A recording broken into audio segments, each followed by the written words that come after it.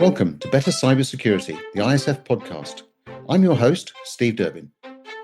ISF Chief Executive Steve Durbin is an expert in leadership, business culture transformation, and cyber strategies for today's top enterprises. I'm producer Tavia Gilbert.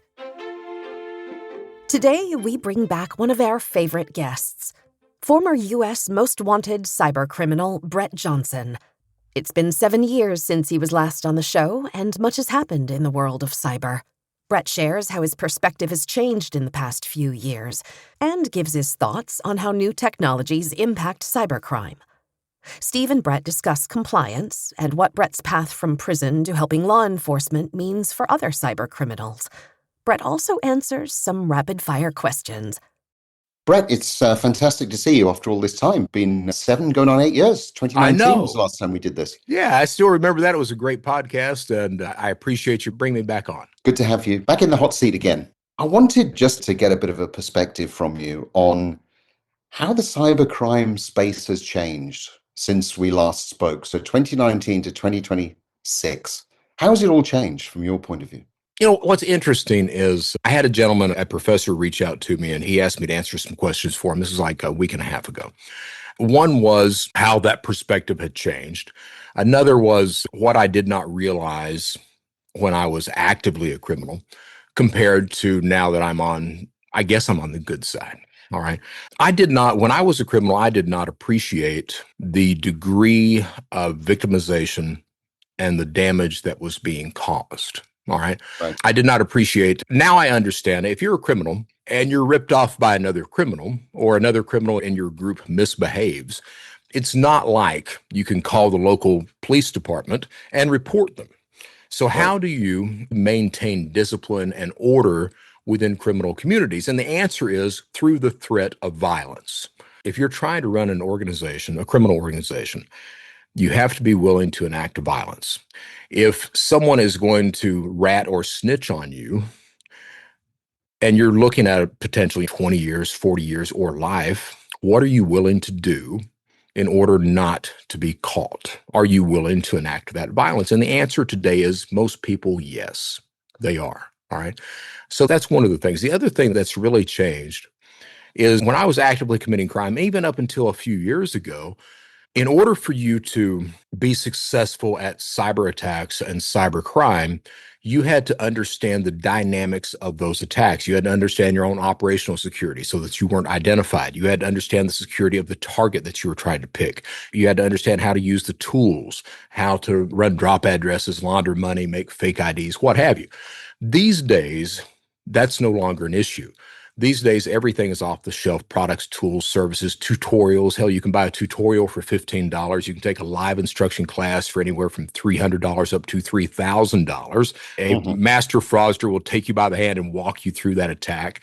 Today, a person can enter into the environment, not understand any dynamic of any type of attack or crime they're trying to commit, and they can be successful.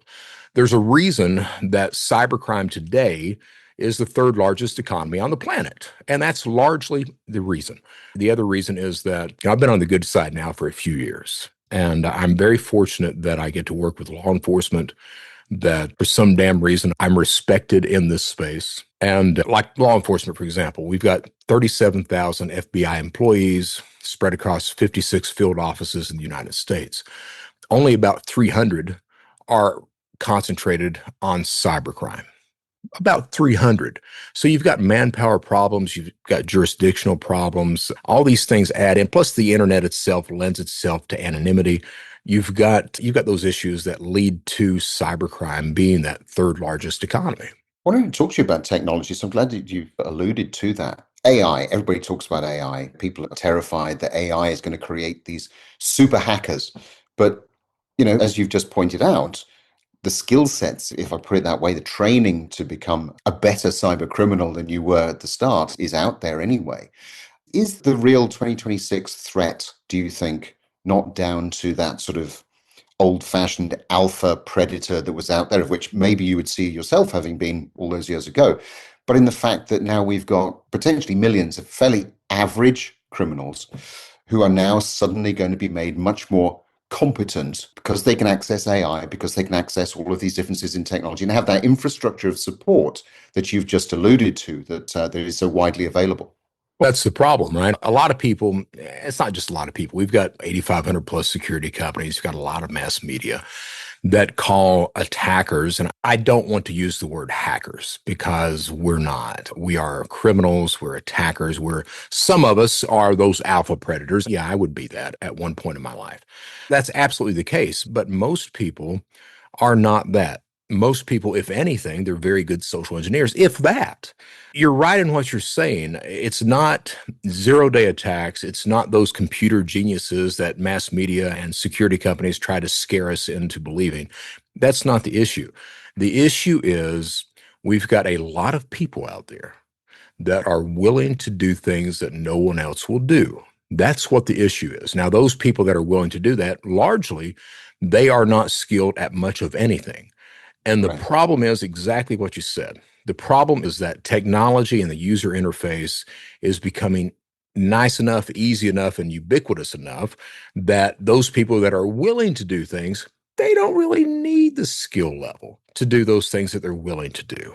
If you're trying to guard your system against 10 people Mhm. that are trying 10 different things, there's a difference between that and trying to guard your system against 1 million people Right. that are trying to do maybe several different things, but all of those several different things are aided by AI systems which are scanning the environment, which know the exploits that are most common, that are identifying those exploits, and then are telling those would-be attackers how to enter in through those exploits.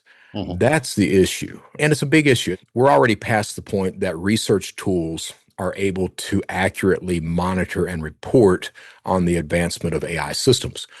It's absolutely going to get to the point where that's out of touch with us. We have attackers that are using that to an extent right now.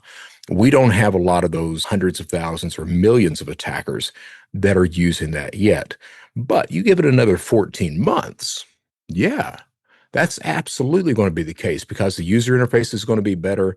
The ease of use is better.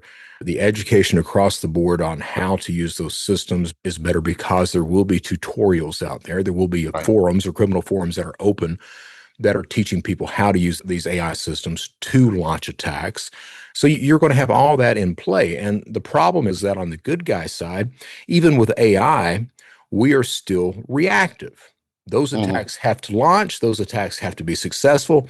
After those attacks are successful, then the AI system can come in, learn from those attacks, and then mitigate those attacks, and hopefully be able to mitigate any type of innovations on those attacks so that they Right. can stop those. But for right now, no, that's not going to be the case. It's a reactive stance still. Yeah, it's interesting that you say that. One of the questions I was going to ask you was, where do we go from here? Because we can spend, and indeed have done for many years now, spent a tremendous amount of resource, whether that be people, whether it be money, trying to tackle and block all the time people Right. attacking. Some of the things I've been talking about in the more recent past are about moving away from that into the world of a resilient organization that accepts that you're going to have a certain amount of attack taking place. You Right. accept you're going to have an amount of data that's going to be exfiltrated, but focusing very much down on your crown jewels, the things that you have to protect at all costs, and looking at how you're going to then recover from some kind of attack. But that's almost like running up a flag and declaring defeat. What's your perspective on it? That's what I'm curious to hear. I don't think it is declaring defeat. I truly don't. I talk in every presentation I give, I talk about knowing your place in the cybercrime spectrum or the cyber attack spectrum, if you will. And what I mean by that is that depending on who you are, absolutely determines how I'm going to attack you and what I'm looking for. All right. Just because I'm able to enter into your system doesn't mean I'm going to be able to get what I want. Those crown jewels, for example. Okay. So that becomes the real part that people need to be aware of. Attackers, you can't stop attacks. No, it's mitigate. Can't stop everything. We can mitigate attacks. You need to concentrate on what attackers are actually looking for, what they're Mhm. wanting, how they're actually going to attack you. That threat landscape that's out there, it's not because you've got computer geniuses that are pinging the environment looking for open spaces. There are people who are opportunists that are scanning that, knowing that 90% plus of every single attack uses a known exploit. It's not zero-day attacks. That's the problem. It's those types of stats that paint that threat landscape that's out there. If you understand that, you can start to scan your environment, look for the open exploits that are out there, and then understand, well, what's important to an attacker in my business? Yeah, I think I said before when I spoke to you that if you have a business or service that makes money, an attacker will seek to make money using that same product, business, or service. Right. That's still the case, but at the same time, there's something specific to your business or yourself or your organization that I'm wanting. And what is that? That's the crown jewels of your sphere. Understand that and then seek to guard that. All right. And the same thing applies to ransomware attacks or business email compromise attacks. What is an attacker looking for? Well, if it's ransomware, he's looking for someone that can pay that ransom. He's looking for someone that needs that data. So if the data itself is your crown jewels, what do you need to do? Well, we already know what you need to do. We've been preaching that for years, right? We already Right. know that. We already know that human beings tend to be the weak link in most security. We know that attackers, most of them are not, the vast majority of them are not skilled. We know that 90% plus of those attacks use known exploits, that it's not the stuff we don't know about. It's the stuff we've been told about for years and we've not done anything about. That creates those opportunities for those attackers. Cybersecurity and security overall is not a romantic thing. It's not an exotic thing. It's simply doing the nuts and bolts of what you need to do. And the problem is that largely that's not happening in the environment. If you got management that's more interested in butter than they are in guns, you've got those types of issues. You've got management that doesn't understand that, hey, that attack, when it happens, not if, but when it happens, it's going to cost you a lot more money in trust and in dollars than if you would have just implemented or done the nuts and bolts of what you needed to do to begin with. How do you get that message across? Because you've made the point, you're very active on the circuit. You talk to a lot of companies about this kind of thing. What are the sort of things you use to get that message across? Of course, I tell my personal story. Yeah. And I think that matters not just from showing that a criminal can change, which most of us cannot. Let's be honest. We can't. We choose not to.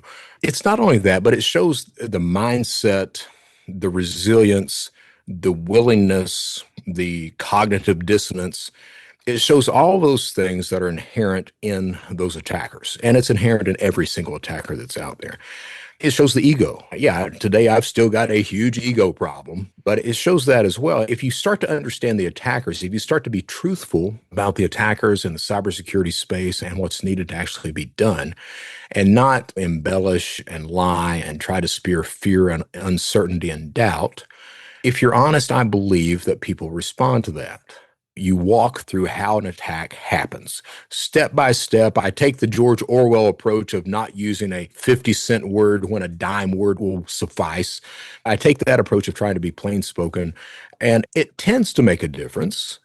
But at the same time, we have a huge problem. God, we have a huge problem overall with everything. But you take cybersecurity awareness training or fraud prevention training, scam awareness, anything like that.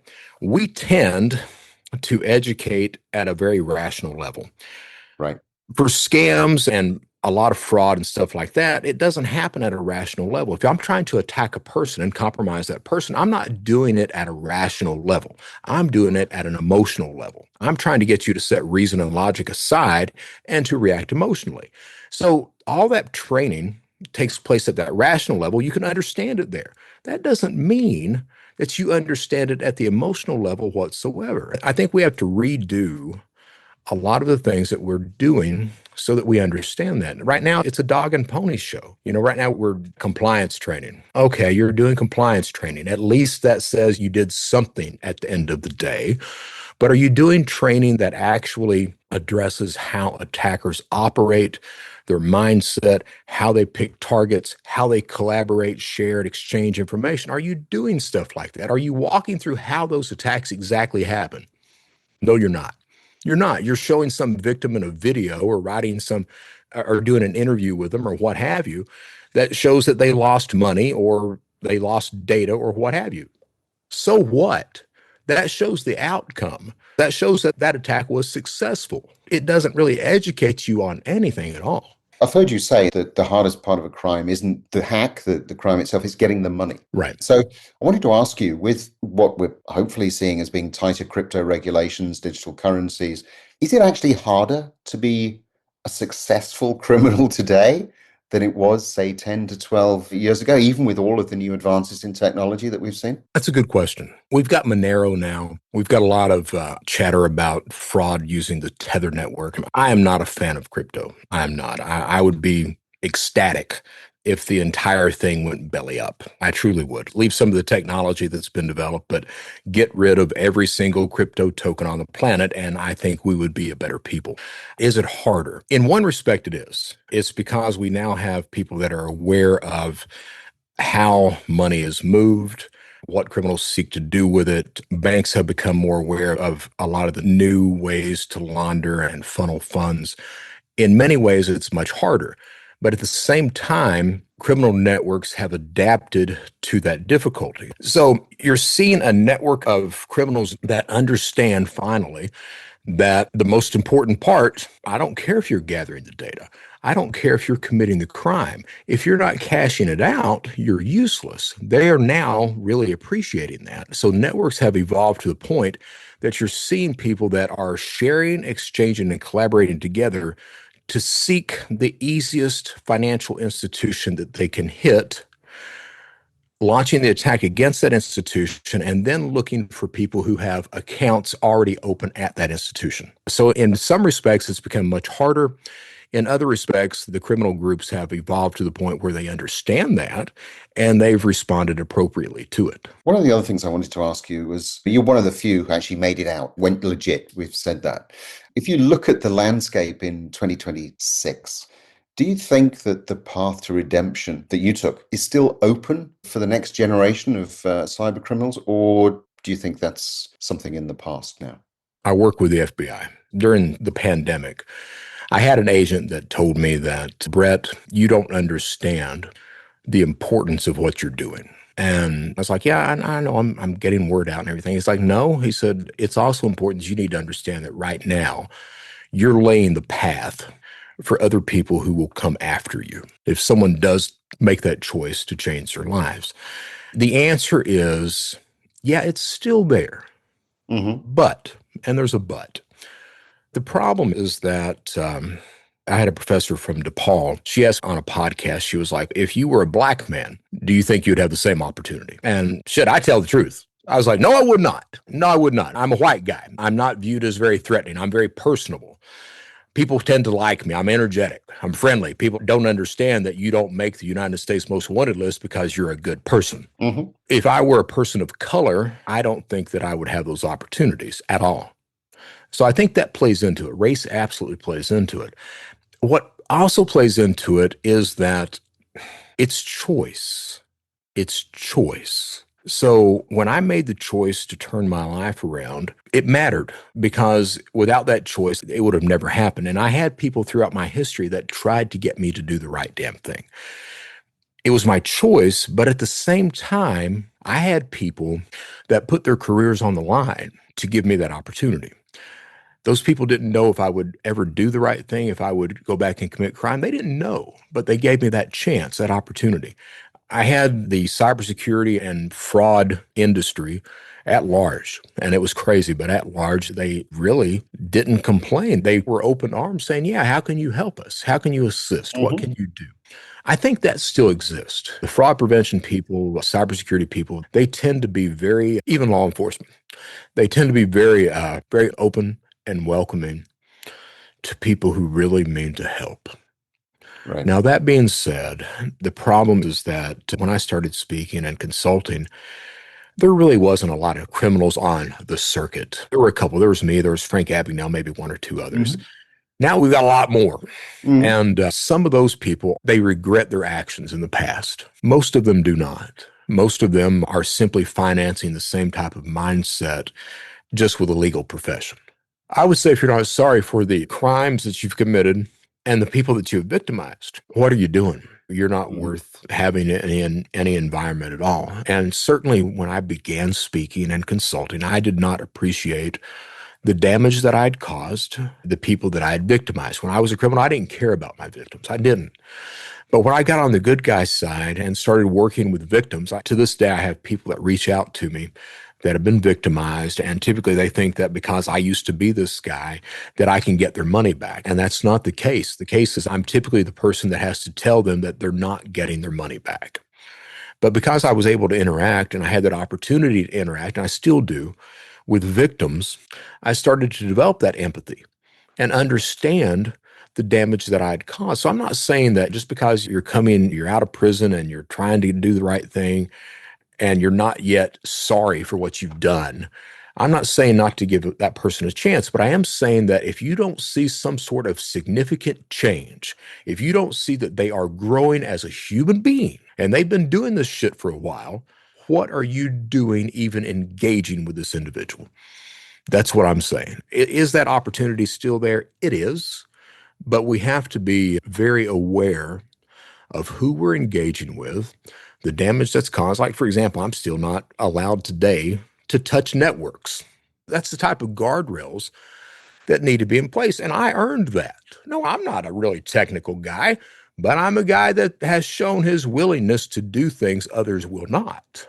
So those guardrails, that awareness, that caution always has to be in place when dealing with people who have shown that willingness. I've got some quick fire questions for you. Here we go. What's more dangerous in 2026? A state-sponsored hacker or a 16-year-old with a Telegram account? 16-year-old. Why? You thought I was going to say state-sponsored. For me right now, it's those 16-year-olds.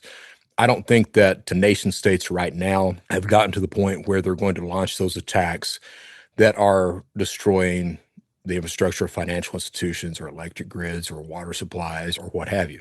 Because I think that at that point, it would be considered an act of war. So they're not yet willing to do that. That 16-year-old is willing to do anything. Okay, that's fair. If you could delete one technology from the planet to make everybody safer, what would it be? Crypto. Crypto. Yeah. Biggest cybersecurity lie that people still believe in 2026? Hackers. Hackers. It's hackers. We've still got that problem, right? Hell, I put the hoodie on for a reason today, but we've still got that thing where, all these attackers are computer geniuses. They're hackers. You can't catch them. They're ghosts in the system. No, that's the biggest lie. The second lie is that you need all of these exotic tools and services to protect your environment. No, you need to do just the base level of things. You need to do the nuts and bolts of what needs to be done.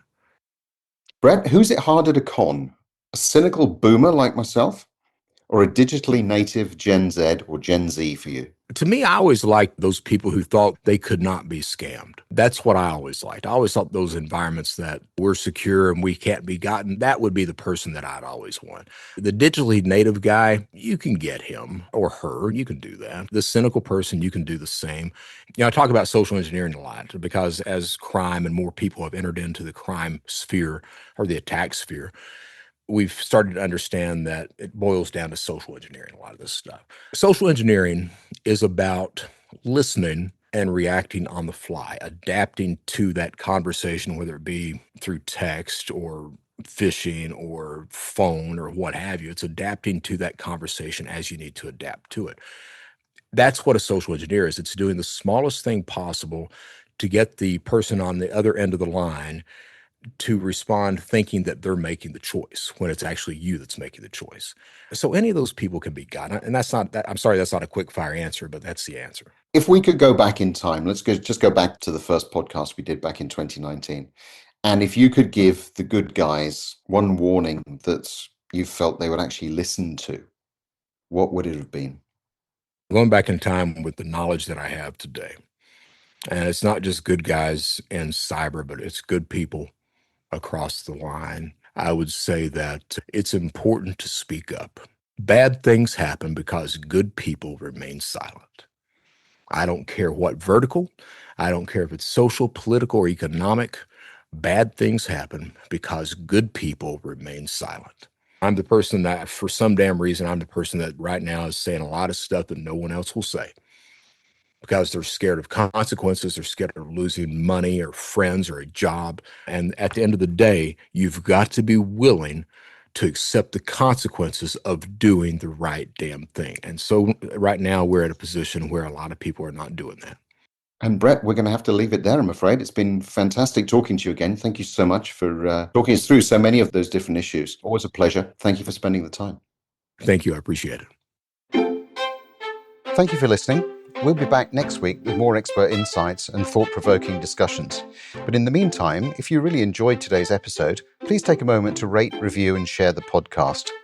If you're interested in becoming an ISF member or continuing the conversation further, please do get in touch with me at steve.durbin@securityforum.org, or indeed get hold of me on LinkedIn. And remember, you can explore all our media and resources at our website, securityforum.org.